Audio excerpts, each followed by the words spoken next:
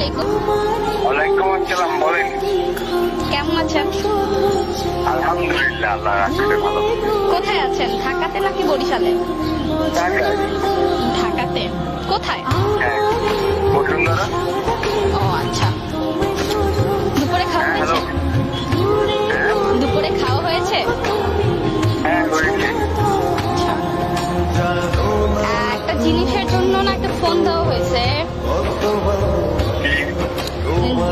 কারণটা হচ্ছে আমি একটা জিনিস রিয়েলাইজ করছি, যেটা হচ্ছে একটু শেয়ার করতে চাচ্ছিলাম, তো মানুষ পাচ্ছিলাম না, তাই ভাবলাম যে শেয়ারটা করা যায় কিনা।